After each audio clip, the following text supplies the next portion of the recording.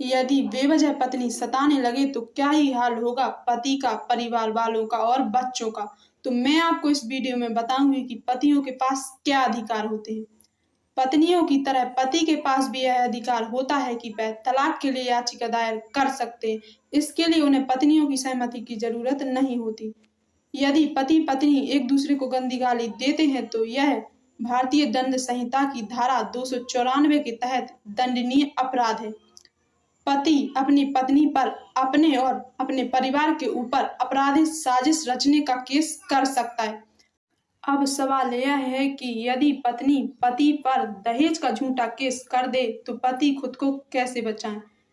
यदि आप पर दहेज की झूठी प्रताड़ना का आरोप लगाते हुए आईपीसी की धारा 498 के तहत झूठा केस किया गया है तो आप सीआरपीसी की धारा 227 के तहत पत्नी की शिकायत दर्ज करवा सकते हैं। अब सवाल ये आता है कि यदि पत्नी पति पर घरेलू हिंसा का झूठा केस कर दें तो पति क्या कर सकते हैं।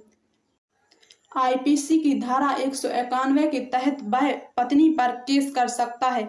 यदि पति को ऐसा लगे कि उसकी पत्नी या कोई अन्य पुलिस को या फिर कोर्ट में उसके खिलाफ झूठे सबूत पेश कर रहा है तो वह यह दावा करते हुए कि उसका मुकदमा चलाने के लिए जो सबूत दिए जा रहे हैं वह झूठे हैं।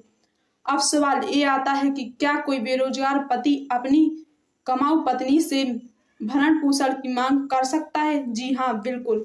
हिंदू मैरिज एक्ट 1955 के तहत पति पत्नी एक दूसरे से मेंटेनेंस की डिमांड कर सकते हैं। सवाल ये है कि पति पत्नी की लड़ाई के बीच क्या कोर्ट बच्चों के खर्चों को देखकर भी फैसला करती है। हिंदू मैरिज एक्ट की धारा 25 के तहत तलाक के समय एक साथ या फिर महीने के हिसाब से मेंटेनेंस तय किया जाता है। अगला सवाल जो है वो यह है कि क्या पत्नी अपने पति पर मैरिटल रेप का केस कर सकती है। भारत में मैरिटल रेप को अपराध नहीं माना गया है। यदि कोई पति अपनी पत्नी के साथ उसकी मर्जी के बगैर भी फिजिकल रिलेशन बनाता है तो यह मैरिटल रेप नहीं माना जाएगा, लेकिन संविधान में इसकी सजा के लिए कोई प्रावधान नहीं है। इसलिए पत्नी पति पर मैरिटल रेप का कोई भी केस नहीं कर सकती। यदि पत्नी इंटरेस्टेड नहीं है सेक्सुअल लाइफ में, उसका ये रवैया है तो पति ना केवल उस पर केस कर सकता है बल्कि उससे तलाक भी ले सकता है।